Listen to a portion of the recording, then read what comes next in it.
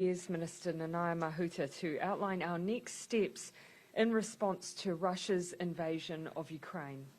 It was 11 days ago that Russia invaded Ukraine in an unjustified and flagrant breach of international law. New Zealand, in line with countries around the world, condemned to the highest degree that illegal act, and we applied our full set of available sanctions to convey our condemnation. These included targeted travel bans, the list for which has been published today, prohibition of the export of all goods to Russian military and security forces, and the suspension of bilateral foreign ministry consultations until further notice. We also made one of the world's first humanitarian contributions and have prioritised 170 Ukrainian visa applications that were underway, along with the release of some of our emergency oil stocks to help stabilise the shaken oil markets. But we've said throughout our response that no options were off the table and that we'd continue to do more in line with New Zealand's unequivocal opposition to Russia's actions. Despite international condemnation and the resilience and resistance of the Ukrainian people, Russia's assault continues, and so must our pressure. Tomorrow, the government will introduce, this week, the government will introduce the Russia's Sanctions Bill, a bespoke piece of legislation in direct response to Russia's invasion of Ukraine. A bill of this nature has never been brought before our Parliament, but it is essential given Russia's vetoing of sanctions through the UN. The bill will allow for new sanctions to be applied.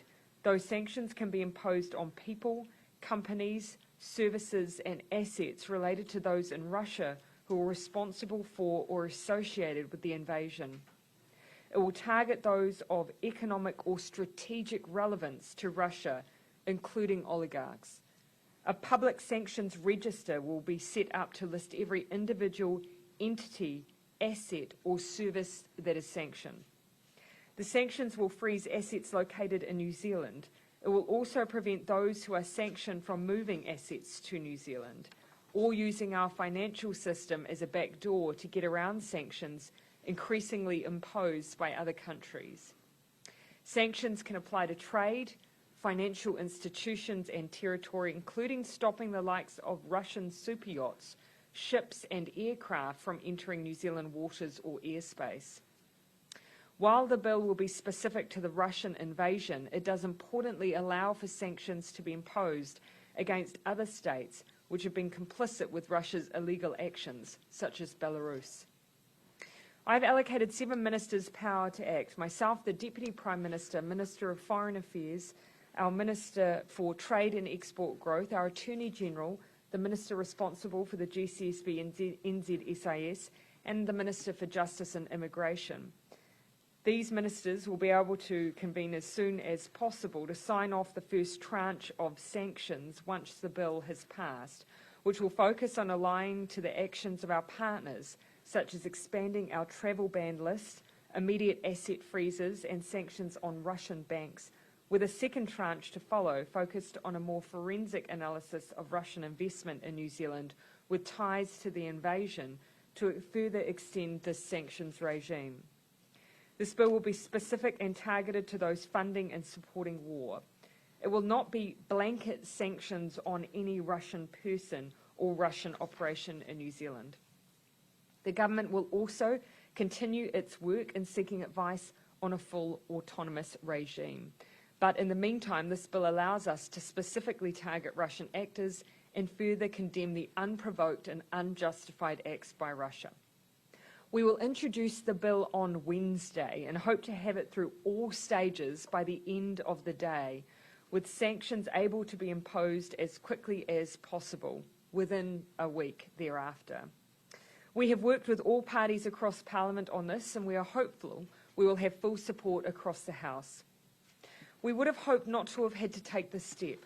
We would have hoped to have been able to use the might of our multilateral organisations, but the unprecedented actions of Russia and the current limitations in the multilateral system have forced us to act in this way.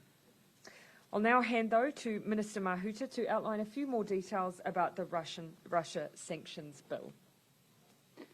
Thank you, Prime Minister. And can I say that as this is a targeted sanctions bill that will be passed under urgency. Although the legislative framework will be broad, it will enable us to impose and enforce sanctions.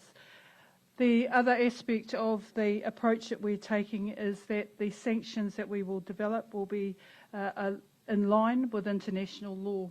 And as has been mentioned, sanctions will apply to classes of individuals, entities, assets or services that are responsible for or have been associated with or are economically or strategically relevant to a country making threats, in this instance Russia, against the sovereignty and territorial integrity of the Ukraine.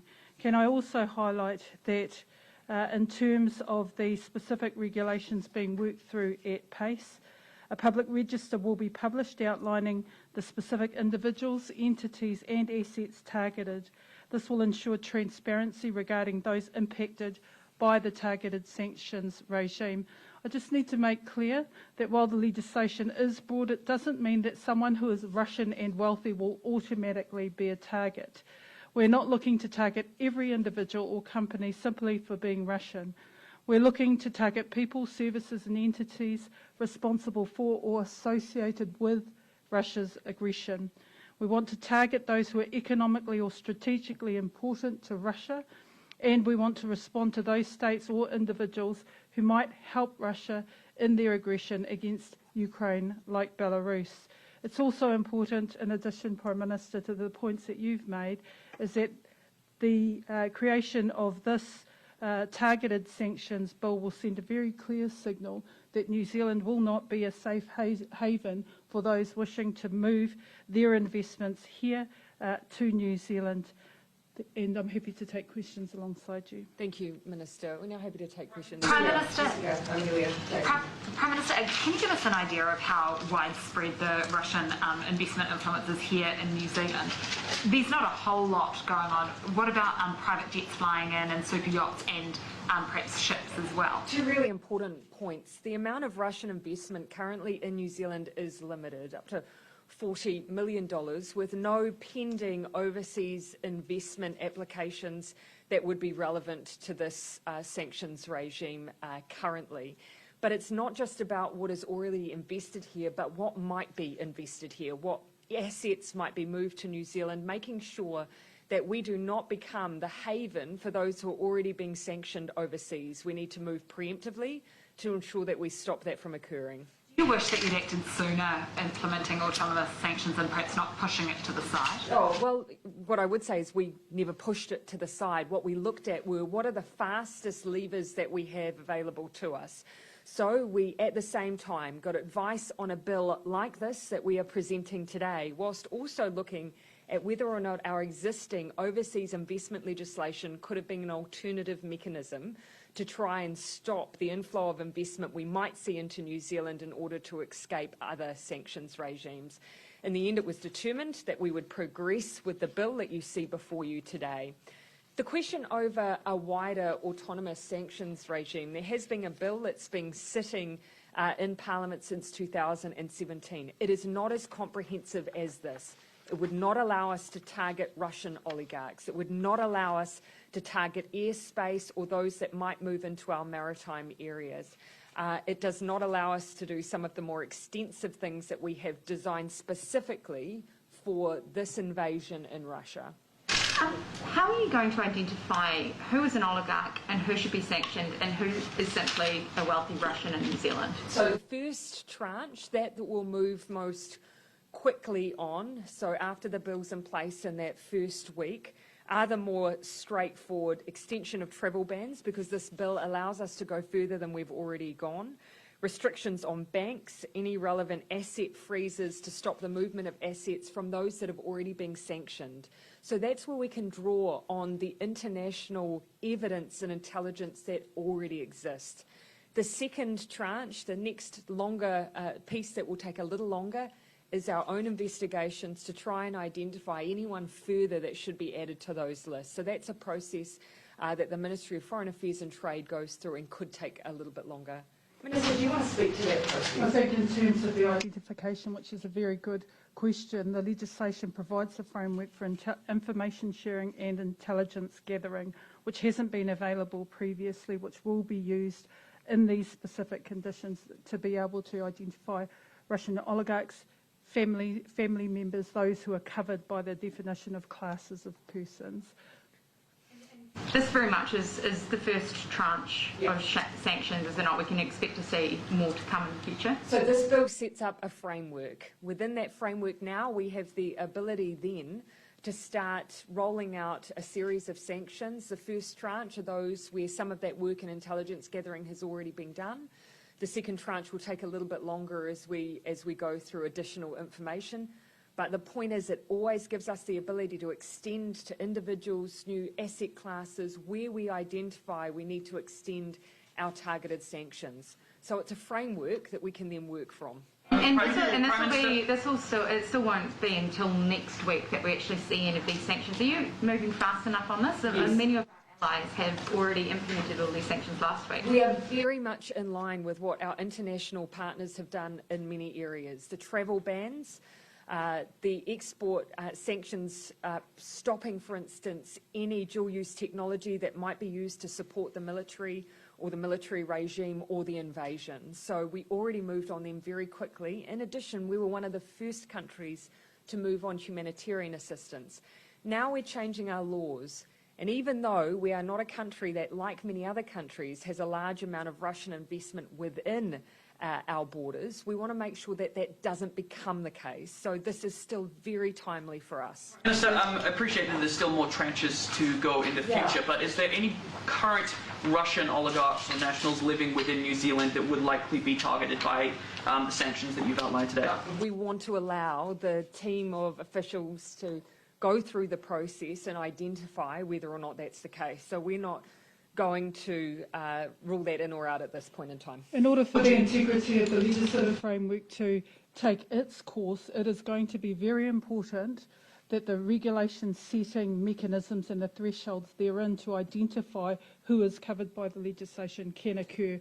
I think it would be misplaced to come up with a range of names here today and then say whether or not they're in and out. The regulatory process will enable a robust approach to the way we deal with it. Could you give us some sort of timeline as when we can expect a list of names? Well, obviously we're releasing today the list of names of those who are already covered by our travel bans. We expect with this legislation for that list to grow. Tranche 1, I've already said we expect, which could include extension to those travel bans within a week of the legislation passing, but it'll be another few weeks again, I think, for an extension beyond that into tranche 2. How long is this legislation in place for?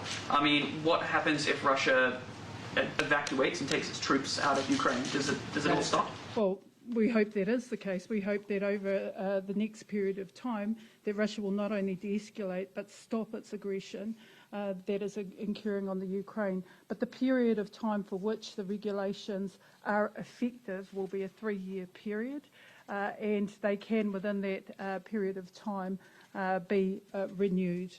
When do you anticipate the government will make a decision on whether or not to move ahead with a wider autonomous sanctions regime? And going back to the legislation you talked about, in hindsight, was it a mistake not to look at amending that, even if you accept there were problems with it, amending it and making it fit for purpose rather than... Do you mean amending it within this process? 2017 legislation. So when we first came into office, amending that bill. So I'll a couple of comments, and then I'll get the Minister to talk about the work that's already been underway. The first point, as you'll well know, is that the National Party themselves first talked about this, I believe, in 2012, didn't produce a bill till 2017. Now, when we came into office, we had concerns that the bill as it stood didn't cover cybersecurity issues, didn't cover, for instance, human rights abuses. So the Minister started a process to work through, well, if we did have an autonomous sanctions regime, how do we make sure that it adequately covers those issues, but also acknowledges that New Zealand has always otherwise used our multilateral system. So it's a big change, and we didn't take that change lightly. Fast forward to this situation, that bill as it stood was not fit for purpose for what we needed to do. So we've created our own bespoke response, and now we'll continue the wider autonomous sanctions work. So parallel to this process of a targeted sanctions bill for Russia, I'll be stewarding through, with the consideration of Cabinet, the approach to a broader autonomous sanctions bill. But we stand by the approach that we took, which was you had a bill drafted in 2012, languished for some time, could have been put forward by the then government, wasn't. And so in 2013, we saw that it wasn't fit for purpose. We undertook to take a broader approach with human rights at its core, but also favouring multilateralism and also ensuring that our independent foreign policy stance could be considered within the creation of an autonomous sanctions bill. And I'm hopeful that in the next few weeks, Cabinet will be able to consider that approach. Yeah. Follow-up, Sam. In terms of naming the individuals, previously MFAT and the government had said it does not name those typically subject to travel bans. What made you change your mind in this case? Why have you decided that the public interest outweighs any privacy? Well, that was a limitation of our own process of not having a sanctions regime. What this process does is it enables us in a very transparent way to be able to name and have a public register for transparency purposes of individuals and entities made very public by way of registering their names. I think what we'll see over time is that the international community, in sharing the information of who is on their register, will be well served in terms of, again, information sharing, intelligence gathering, and greater transparency into how we apply these sanctions from a global perspective. So we also have those obligations that we were drawing on international intelligence or information that we are open with our partners around the public release of those names. But with this bill, we'll also have the ability to have a broader range of individuals who may be covered by travel bans, and that may actually be drawn from our own work rather than just on international partners as well. And it's a broader category of people that could be included too. I think some questions that might be on that. Yeah, Thomas. How far could the sanctions go? I mean, you've said they'll apply to you could apply them to countries supporting the conflict. China and India, for instance, might be considered to be propping up the ruble or voting alongside or voting in a helpful way to Russia and the UN. Could it apply to countries that aren't directly involved in the conflict but are supporting Russia while it wages war? Well, the framework is broad in its ability to consider a range of things. However, through the regulation-making process, there will be thresholds within that to consider as to how far a sanction would apply. Is it regrettable that economic sanctions could cause hardship for everyday Russians? I think one of the things that personally I find really disturbing amongst all of the devastation we're seeing from the invasion itself is the disinformation within Russia, particularly when you see those in Ukraine who have family members in Russia that they are explaining to them what is happening and their own family members don't believe it. There is a role to play for citizens knowing what is happening at the hands of their own country's leadership. So the question around whether or not you want to impact on the everyday lives of Russians, ultimately we want to impact on those who are decision makers. We want to create influence around those decision makers, and having the Russian people themselves fully aware of the situation equally would have a huge impact. And there, the impact of state television and state media into other countries is really important as well. Sadly, Russia is the aggressor, and their aggression will not only impact severely and harmfully on the Ukrainian people, but also their own people, and there's no winner in war. Putin's on the travel ban list, obviously. He's at the top of the list. Do you know if he's ever actually been to New Zealand or holidayed in New Zealand? I couldn't answer that for you, but I'd happy to find out. Do you think it'll be disappointing? I think he's probably focused on other things right now, but nor would I diminish the importance of a collective stance either. Minister, where are you at? They're not coming back. Minister, where are you at with the expulsion of the Russian ambassador? Are you any closer to doing that, and at what point would you look to do that? Yeah, I think there are some international obligations that we need to be mindful of. There being a convention, but also legislation in relation to the diplomatic corps. What we have done is called the ambassador in, expressed our significant concern and distress about the actions Russia has taken. We also have people still in Russia who require, our support or consular support. So we have to weigh all those things up as we take next steps. I think the overall point, however, is that this the aggression that Russia is currently showing will require strategic endurance. And so this approach to targeted sanctions will enable us to ramp up a range of sanctions in response to Russia's aggression, or hopefully wind back in the event that international diplomacy and the weight of international diplomacy will actually bring Russia to a point of conceding. Charlie. There's been some concerns raised that once a general autonomous sanctions regime is in place, that it could come under pressure from the likes of our traditional Five Eyes partners over our approach to China, for example. How do you ensure that that doesn't happen? By maintaining the same independent foreign policy that we've had for decades.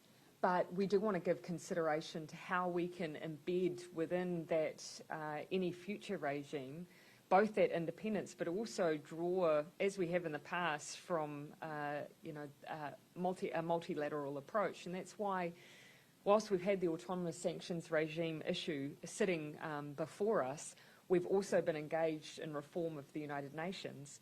Ultimately, if we had a Security Council that was more functional, we would not be facing this issue in the first place. And so that's at the top of our minds as well. Is there going to be any employment flow-on effects from sanctioning oligarchs? For example, there's one that's financing construction buildings up north.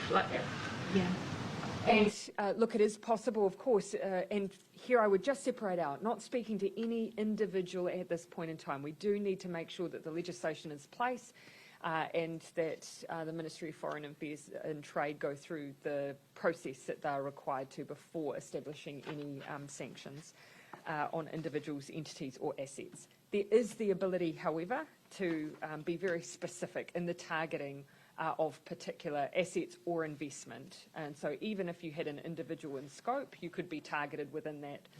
You could target their super yacht, for instance, and not target a business enterprise if you so chose. Just kind of sort of following on from Charlie's question, but just obviously in the past, New Zealand's opposed autonomous sanctions and, as you mentioned, supported the multilateral systems. Why is the situation different? Has anything changed? Well, here we're confronted with where the multilateral system has failed. And New Zealand continues, of course, to be an advocate for that reform of that UN reform, and we will continue to do so. But we need a way to work in tandem, to continue to call for that reform, but also make sure that we have the tools available to us to send the strong message that all New Zealanders want us to send.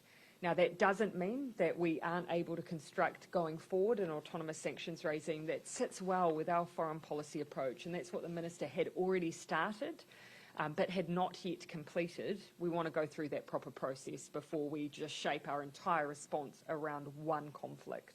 Well, Minister, are you able to explain how that might work, how such a regime might still I guess, favour the multilateral approach? Well, let's be mindful in this context in relation to Russia. While the Security Council failed to some extent to apply sanctions against one of the members who had the right to veto, the UN General Assembly voted 141 members against 5 who, in relation to Russia's actions. That is a strong signal. We also have a strong signal from countries who would either take who would formally take a neutral stance, such as Switzerland, forming a position, and also Singapore, who have many common values as us. They too are looking at a targeted sanctions regime. So while the institution of multilateralism has had its failings, the international community have still expressed strong condemnation of Russia's actions. Prime Minister. Yeah, sorry, I'll come to Luke and then across the border. One for you, Minister Mahuta. You were out of the country when the Russian ambassador was first called in. Have you spoken to the Russian ambassador personally? No, I haven't. And it was important that the ministry, at a level of equitable level, that a senior ministry official reflected our concerns. I also had a call prior to leaving in with my foreign minister counterpart, which was not returned. Who from the ministry spoke to the Russian ambassador? It was at a senior DCE level. What was the response from the Russians? Well, obviously they expressed their own view, but it was really important for New Zealand, given the stance we have taken and are currently taken, to let them know that we did not support the actions of their government. Prime Minister, Chinese banks, state-owned banks and state-owned commodities companies have been trading and helping Russian exporters and banks get around the sanctions. Are you concerned that China may frustrate the world's attempts to impose these sanctions? At this stage, at senior officials level, there's ongoing engagement with their counterparts in China and ongoing encouragement at that level to engage with the international community and the pressure that's being applied to Russia around the actions that they've taken. And we do want to continue to encourage that China uses the influence that it has. You'll know that they've often taken a policy of non-interference in other countries' foreign policies. Here's an example, though, of many countries who have taken that position in the past, who have been very forthright on this occasion. Are you disappointed that they have not joined the rest of the world in trying to get Russia out of Ukraine? We will continue to encourage China to take a stand on what's happened in Ukraine. And at this stage, you know, our preference would be to continue to encourage that addition of pressure rather than make an assumption that they've already settled on a final position here. Finally, on whether or not New Zealand is now vulnerable to some sort of east-west split where China falls into the same camp as Russia, and New Zealand's exposure to China, because it's our largest trading partner, puts us at risk in the same way that Europe now finds itself at risk because it's so reliant on Russia for... Those tensions aren't new, is all I would say. On travel bans, what's the government's view on how the border shift from MIQ to self-isolation has gone over the last few days?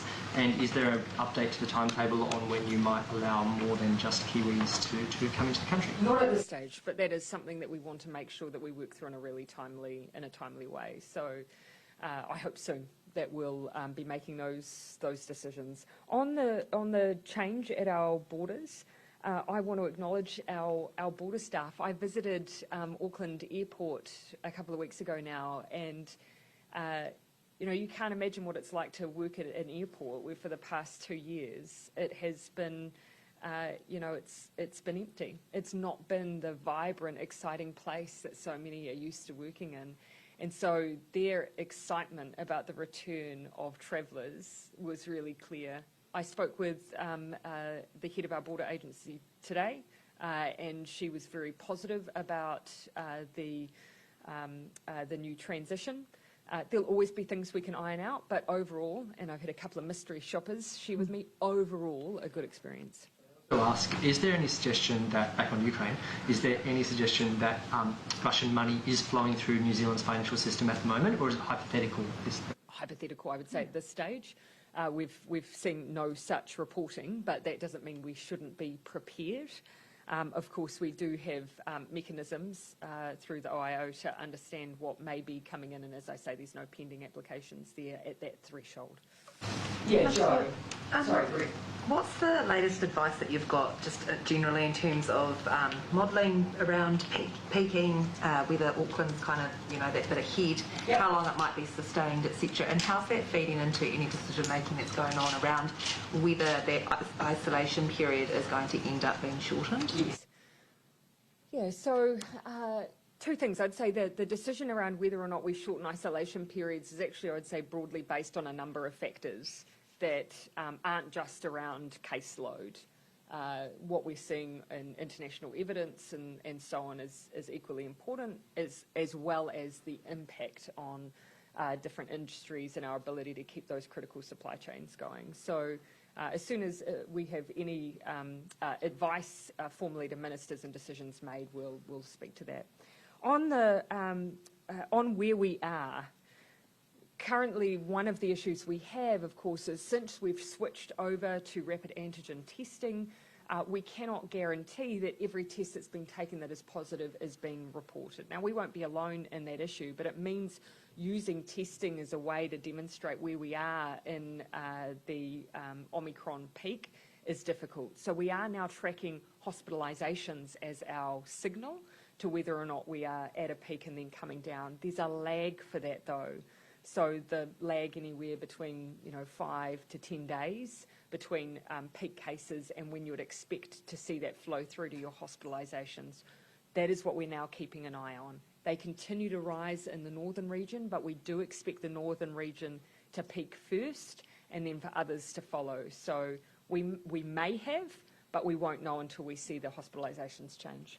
People who are looking at, when the traffic light system might start to move and that other stuff that comes later, what are you sort of mapping on at the moment? We had that sort of initial 3 to 6 week period. Where are you at with that at the moment? So we're continuing to do the policy work regardless, and then as we get closer to the decision making, we'll be able to see, we hope, from what's happening with our hospitalisations, where we are.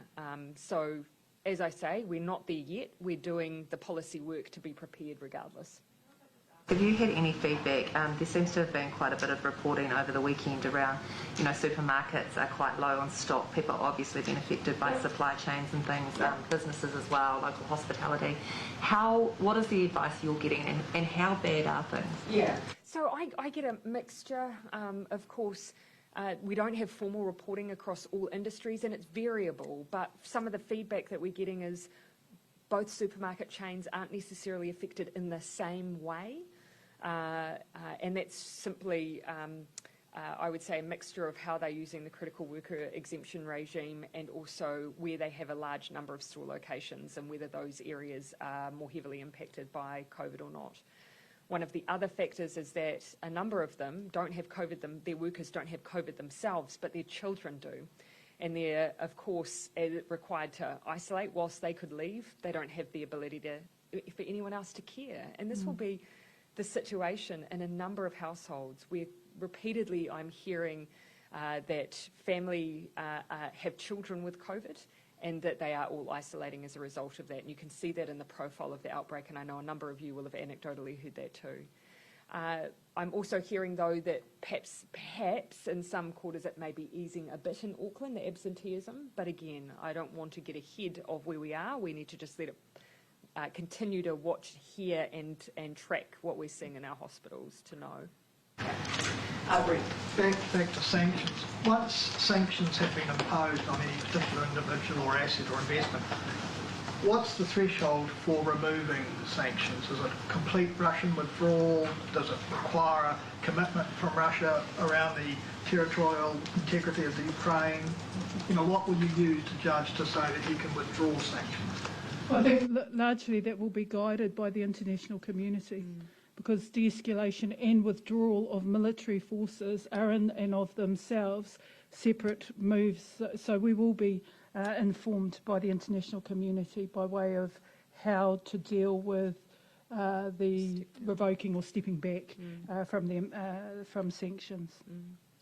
Okay, I'm coming back to Lillian. I might come over here to you and finish there, Bernard.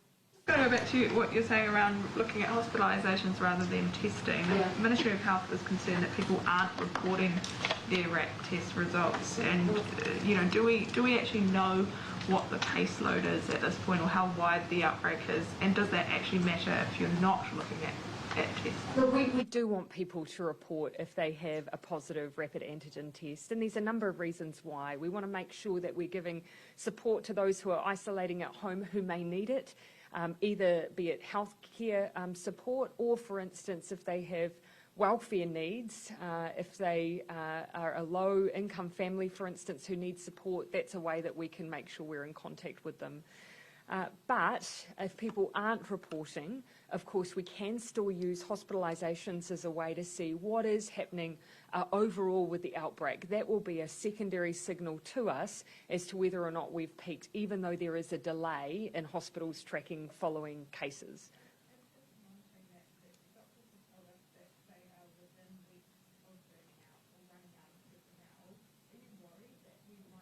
Lose that, or that our primary health providers will not be there at the sector. Was there a primary health provider or within a hospital? Just doctors generally. Look, I mean, one of the things we've been really focused on is making sure that in our hospital network in particular, where they really are bearing the brunt, particularly in Auckland, that they have the support they need to deal with what is often critical staff shortages and not just the COVID cases they have coming through. We've been in regular contact. The feedback I have is that they are managing, they are doing a sterling job of covering where they need to, where staff are absent, and that over the next week, though, it is going to be particularly tough going for our health sector. That's why all of the measures we have in place right now to try and still slow Omicron down is so important. I hear the calls from people around wanting to lose the restrictions, but please do keep in mind, for our hospital staff, this is a critical point in the outbreak. Those measures are still really important to us. There will be a time when they can go, but now is not it. A question for the Minister with her local government hat on. Yeah. What advice have you got from your governance group on Three Waters, and what impact is that going to have on the government's position? I'm scheduled to formally receive that advice tomorrow. However, given the wide range of soundings that the group have heard across the local government sector, I understand that there has been broad input into the thinking of the governance working group and focused on improving governance representation and local voice aspects of the reform program. Does that mean, therefore, for the proposals? Well, I wait to receive the proposals, and that's the whole point. The whole idea of establishing the governance working group was to engage with the local government sector, take on board the 8 weeks of feedback from the sector, but also ensure that in the areas where there was most concern, that the governance working group were further able to consider the issues raised by the sector. So I'm looking forward to their recommendations. The public? I'm due to receive the report tomorrow, and then I'll ask the officials to consider and provide some advice on those recommendations, and then in due course I'll be making that report public. Okay, thanks everyone.